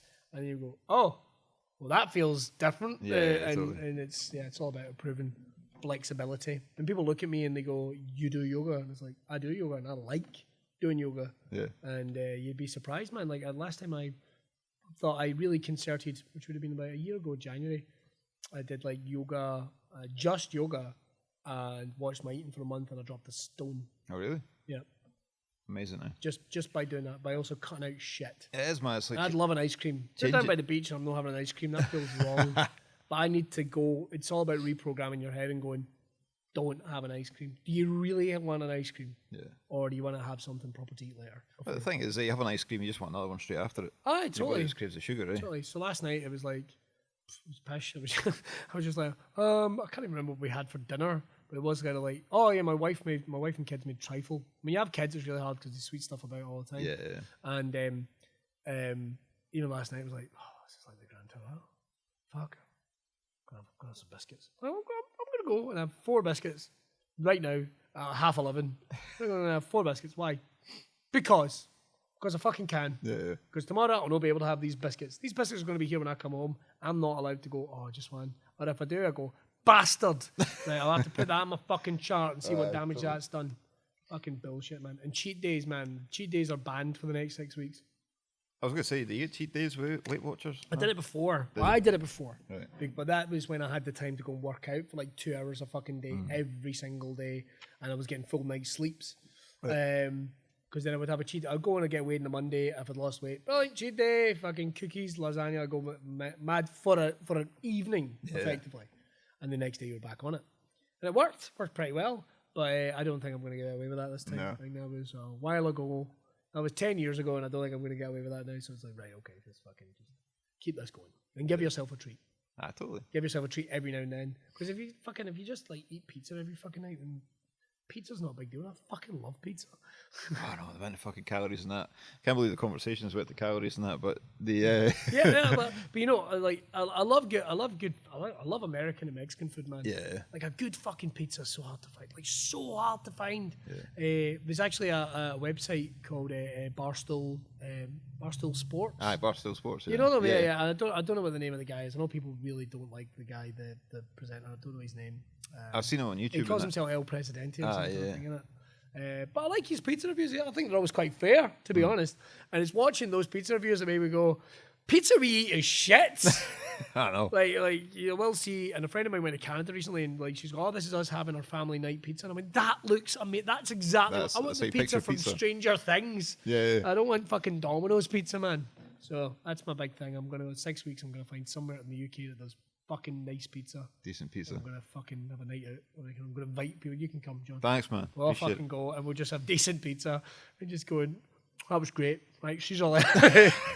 She's all there. Something like that. So it's just that's it. It's just health kick. It's coming to lots of things. The mental health awareness week was a couple of months ago, and I was doing loads of things for that, workshops, and it's all kind of coming about that.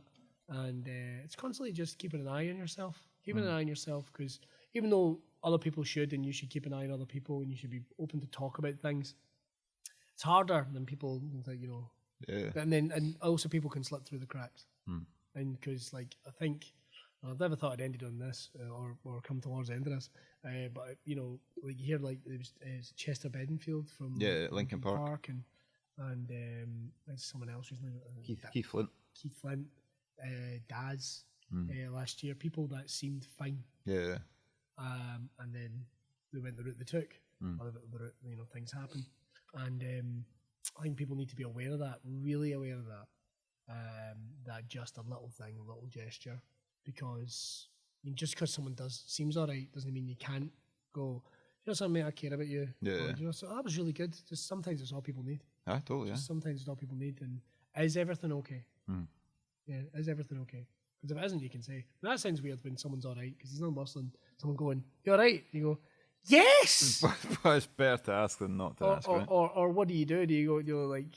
Do you really want me to let you know? I'm worried about this. I'm worried about that. Yeah. You know, it's how much because I think sometimes as human beings in 2019 I didn't really want to get that involved. It's like, well, I think we should maybe just get a little bit more involved in that respect. If someone, you know, people that I don't know, people that I only know occasionally, you know, or whatever, you reach out. I've always been my intention to help to my own detriment.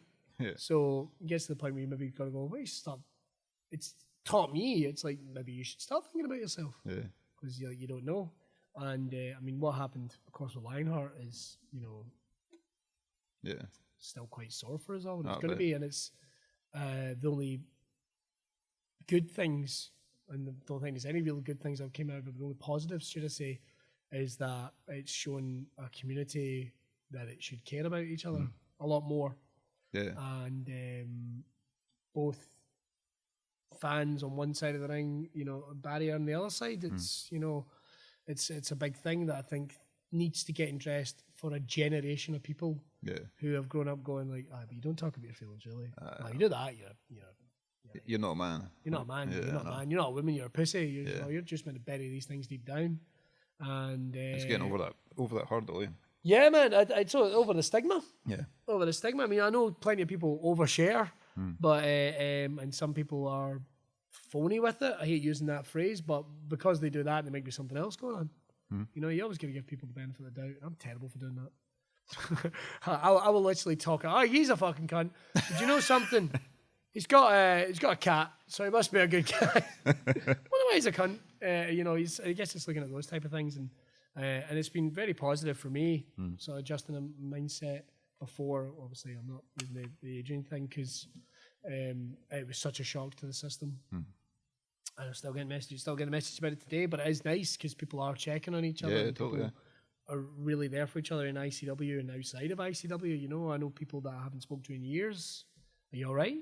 So I'm not all right because, and I'm not going to turn around and insult anyone's intelligence or anyone and go, like, Adrian was my bestie, but he was my friend. Yeah. And I'd been there, I'd known him, 9 years, nine and a half years. And got to call some of the biggest moments of his life, the highs and the lows. Yeah. And you become a family. And then, like, every interaction was always fun and you're good natured. He fucking would text in my bloody radio show every morning and give me abuse. Oh, really? And when he knew I was going through the night, yeah, I would get a message, right. did you get home all right? Oh, really? Which was very common. I just wish he knew how much he meant to people. Yeah. Or I wish he'd known how much he meant to people and that we could have helped them. Whatever, even if it was just bad day. I mean, I'm not going to theorise. It's not my place to theorise. Yeah. But we would, no matter what it was, it would have been all right. Yeah. And I think that's what people need to know. Aye. People need to know more often, and you can get involved with your own business. But man, we're all in this fucking hunkered up together. Exactly, that's it. We're all in this hunkered up together. Like we're not the I've always been a big believer on, everyone's the star of their own movie, in that respect. And by that I mean two things. It's like nobody's coming necessarily over the hill to sort out your problems. No. The thing is, your problems are a part of the same movie everyone else is in. Yeah. So, you should be going, hey, then that's the other part of your movie. It's just because it's, the storyline isn't Die Hard. No, of course. Yeah. It's fucking Harry Potter, probably. Yeah. I ended on a bum note, didn't it? I wish I'd talking about my dad wanking. To be honest, mate, I think that's a perfect thing to end on. Like, it's an important subject. I think so. I really think it is, and it's something that is going to be a big thing for me going forward. Yeah. Personally, and I think professionally, it's something if we can try and break down that stigma a wee bit in all the communities, in all the creative communities, and even the Braw Beard community. The thing is with the Brawtherhood, like we're being bearded guys, we're seen as meant to be manly. Exactly. But I'm trying to break that down as well. It's like, fuck that. Like, a beard doesn't make you a man. Oh. It's how you present yourself, how you act. That's what makes you a person. Makes you a person. Exactly. So in the Brawtherhood group, we've got guys who are there kind of looking for help. Yeah. And then you've got other members coming in and they chat it out and become friends, build relationships. That's what it needs to be. Exactly. That's what it needs. But it needs to be like that everywhere. Aye. Like, all workplaces, and it's good to see steps getting taken, but I don't like seeing steps getting taken that are not genuine. And I think a big thing for me will be, if things like that aren't genuine, then it'll be a step back, a step away from that to pursue other things. Because, man, life's more important than anything, and people can get really fucking down, and people can be dicks, but they don't mean to be. People are doing their job. Like, if you're up to your neck in debt and some debt collector's phoning you around the clock, the guy's just doing his job. Yeah. I guess for him, he's not being the asshole. But there must be someone that can help you, because there is. Yeah. If you're fucking up to your neck in debt, maybe you should become bankrupt. Like, what's the worst thing you can, like? Then away it goes, and one set of problems will be shared by someone else, and people can help you. It's like half the time it's just talking to someone else. Yeah, if you're unhappy at work, maybe you need to talk to someone else. Maybe you do need to quit this job. And go and do something else. You know, I'll help you. Yeah. I'll help you look for a job. I'll help you do a CV. I'll help you, you know, whatever. Because people are willing to do that. People are willing to do that. It's just the smallest gestures can help. Mate, that's what it is. It's what it is. And it's the only positive to come out of this, the Lionheart thing, but it's a string of things, I think, in the entertainment. And God, you hear it every day. Yeah. You hear it every day. And it's not this event, and I'm not downplaying this event, of course I'm not. But you hear about it in your community, you know, your community, and just everyday punter walking down the street, you just never know. That guy that goes and drinks too much on every night out. Yeah. But you know for a fact he's going home to his, you know, his house on his own, or his girlfriend that he fucking hates, or vice versa. You know, it's hard things, man. And with something like what happened with Adrian, there's an entire generation of people that this was the first time they'd experienced this. Right. You know, and as being an elder statesman, to some degree, I feel like, well, I can help people. Yeah. You know, and if you do need to talk, like, and even, you know, a couple of us have said in various chats, it's like, you know, the one thing is you don't hang enough people. We need to hang out, and not like, we get coffee sometimes. It's like, no, let's make a date. Let's go it. Yeah, and hang out. And it's happening. And I think that is, you know, and it's something I learned as being I don't want to say workaholic, but I mean, I have gone busy for months on end, you know, weeks on end, and I like it. That's part of the problem. I do like being busy, but I also have to appreciate that, you know. So I've been involved in the creative industries since I was 17. I'm 39. I'm going to be 40 in December. Next milestone is 50. Yeah. And it's 60. Yeah. And it's like, I don't want to be that guy. Fast, right? I don't want to be that guy that turns around one day and goes, "Oh, I never saw my kids." And I do say I make a big effort, but I know plenty of people that don't. And I've never done this, I've never done that. And I'm not a never done. I'm not, wouldn't it be great if one day? I'm not. No, we're gonna. Yeah. We're gonna. Like my wife, funny, just talking to my wife about a holiday. Oh, you know, I want to have the big family holiday in Florida. Oh, one day, you know, it's like, no, we'll do that. We will do that. Or we're not talking about it. Yeah. Like I'm a big believer in that. Oh, wouldn't it be great if one day we could buy a house? We're gonna buy a house later this year. Yeah. Like that's what we fucking do. Good. That's how it needs to be. And I think people need dreams, man. People need dreams, but fucking Mark Slaughter. And this is me giving myself advice. Like I need to do more in terms of concentrating on elements of my comedy career and trying to get myself out there a bit more. But I'm more than happy to give this advice to someone else and then not do it because I'm busy, I'm doing radio and I'm going to go and get the kids and fat bastard. You know, it's like you always find excuses. You always find excuses, but then it's like, all right, let's fucking do this. Let's fucking do this. And there'll be times that I will go, fuck's sake, I can't. And I've got to pick myself up. Yeah. But there'll be other times where there'll be people I've got to listen to people that go, no, listen, it's gonna be all right. Yep. You know, you're right, it's gonna be all right. You got to start doing that. That's the hardest thing. The hardest thing is, I think there needs to be adjustments all around.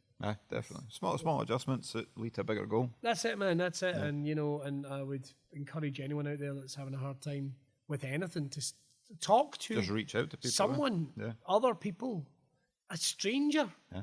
Like, it sounds daft, but a fucking stranger. There are people out there that care and love about you, or will care about you being a thing. Yeah. You know, like, don't for anything like believe there's nobody. They fucking, even the Samaritans and stuff like that. Why is it not like why isn't it like the third or fourth emergency service? That's just like these are people that should be getting like money, especially now. Yeah. You know, you should be able to, and you can, and a lot of times it's fucking volunteers.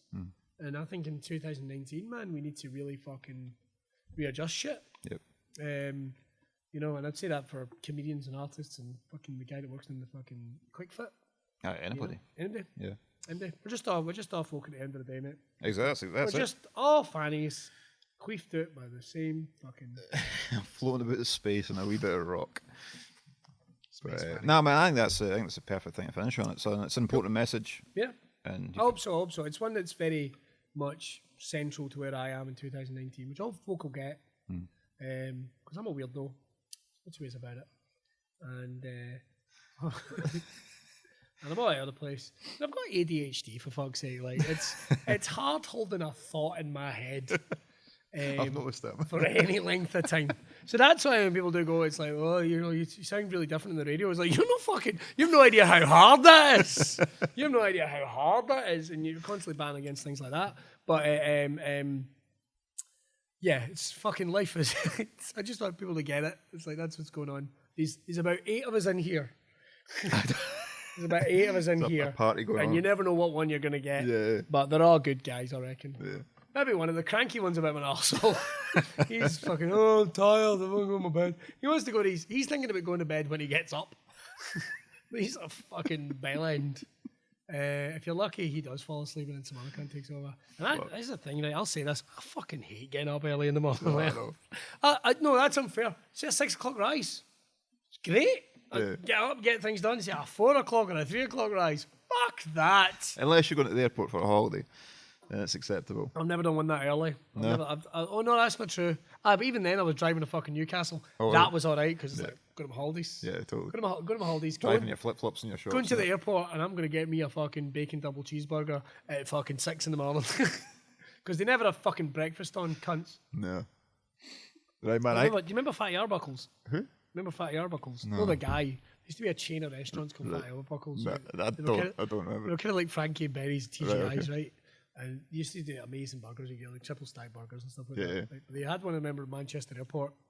And I spent this whole time going down going, I'm gonna get a burger, I'm gonna get a pint, whatever it was. Right. I was gonna find a burger all day breakfast. And something Scottish makeup that we see the word all day breakfast and go, all day breakfast it is. Yeah, I'm having that. All day breakfast. And I remember it was fucking getting the bacon and you could knock the bacon off the end of the and I got food poisoning. Oh shit. Food poisoning. So, and this is when I am getting married.